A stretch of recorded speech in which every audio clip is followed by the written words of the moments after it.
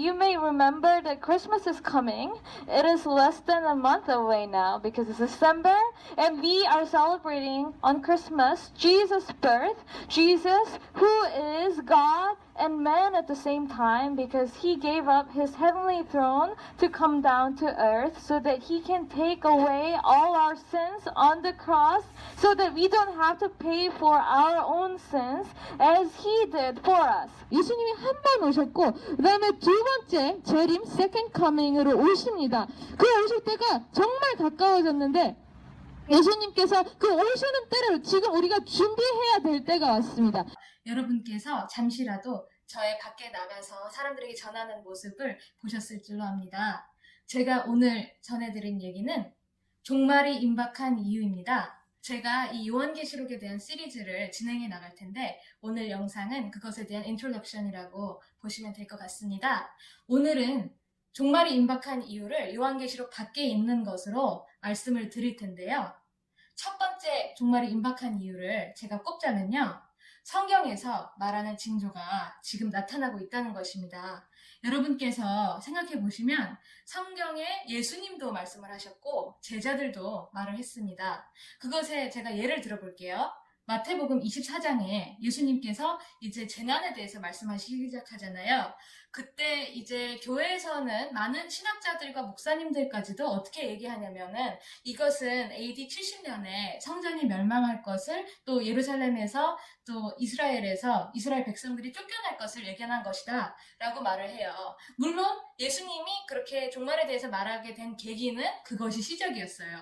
왜냐면 예수님이 이 성전이 다 무너지리라고 예언을 하셨을 때 제자들이 그것이 언제 있겠사옵니까? 그리고 그때에 대해서 설명을 해주세요 라고 예수님께 여쭤봤을 때 예수님이 이제 종말에 대한 것을 쫙 말씀하셨거든요. 그렇지만 우리가 그런 신학자들과 목사님들이 이거는 종말에 대한 게 아니야 라고 얘기하는 것과 달리 정말 예수님께서 어떤 말씀을 하셨는가에 대해서 알 필요가 있어요.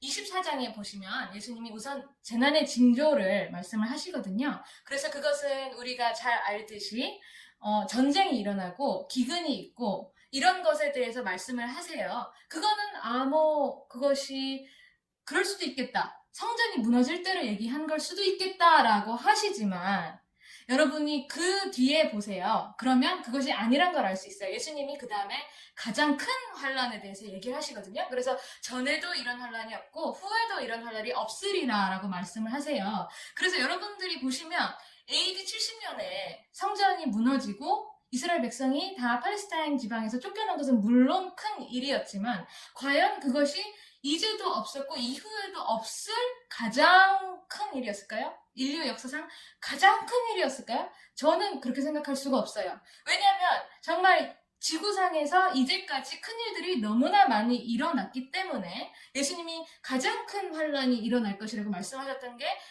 그때가 성전이 무너질 때만 말씀하신 게 아니었구나 하는 것을 우리가 알아챌 수 있는 첫 번째 힌트이고요. 그 다음에 예수님이 말씀하시는 것이 마태복음 24장 계속 나가면서 인자가 오는 것을 보리라 라고 하셨어요. 그래서 여러분이 인자가 언제 오셨나 생각해보시면 초림, 예수님이 태어나신 성탄절 우리가 기념하죠. 그렇듯 예수님이 초림으로 오셨고 그 다음에는 재림을 우리가 기다리고 있잖아요. 예수님이 말씀하신 것도 이 재림에 대해서 말씀하셨는데 과연 예수님이 인자가 오는 것을 보리라 한 것이 이루어졌느냐? 그렇지 않습니다. 이것을 또 신학자들과 목사님들이 이것은 재림에 대한 게 아니라고 말씀하실 때는 어떻게 얘기하냐면 예수님의 통치가 이 세상에 널리 퍼졌다. 이런 식으로 말을 하지만 그것은 예수님이 그렇게 꼬아서 말씀하신 것이 아니고 인자가 오는 것을 보리라고 하셨고 또 천사와 함께 오는 것을 말씀하셨어요. 그러니까 이런 것을 다 종합해 보셨을 때는 물론 제자들이 이 성전이 무너질 때 어떤 일이 있겠습니까에 대해서 물어본 것이긴 하지만 예수님께서는 그것을 통로로 통해서 예수님이 다시 오실 때, 즉 재림에 대한 말씀을 해주신 것이죠. 이것이 마태복음 24장에만 나와 있는 것이 아니고요. 마가복음 13장에도 나와 있고요. 누가복음 21장에도 나와 있어요. 그런데 마태복음에 나와 있는 것이 가장 길게 나와 있죠.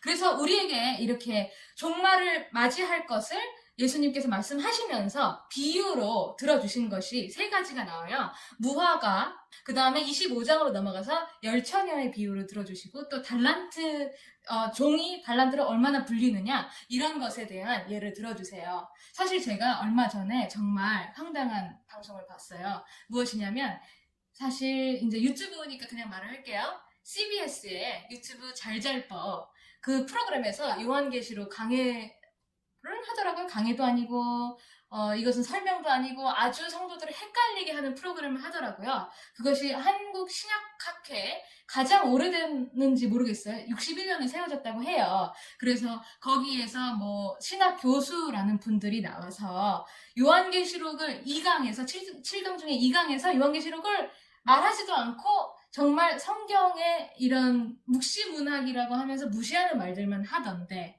거기에서 무려 어떻게 말씀하셨냐 하면, 이 종말이라는 것이 미래가 아니고 현재를 잘 살라는 말이다. 그러니까 결국 미래를 생각하지 말아라. 또 재림을 생각하지 말아라. 이런 식으로 결론을 내시더라고요. 그렇지만 그것이 말이 안 되는 것이, 그 교수님은 이제 무화과 나무의 비유와 또 열처녀의 비유와 달란트의 비유가 다 현재를 사는 것에 대해서 말하는 것이었다고 하면서 미래가 아니고 현재라고 한 것이에요. 그렇지만 그것은 정말 잘못된 해석입니다. 왜냐하면 무화과 나무, 또 열처녀, 달란트 비유 다 예수님이 오실 때를 우리가 대비해서 어떻게 살아야 하느냐, 이것에 대해서 말씀을 하신 것이기 때문에 절대로 재림을 말하지 않고서는 예수님이 말씀하시는 종말에 대해서 우리가 이해할 수가 없어요.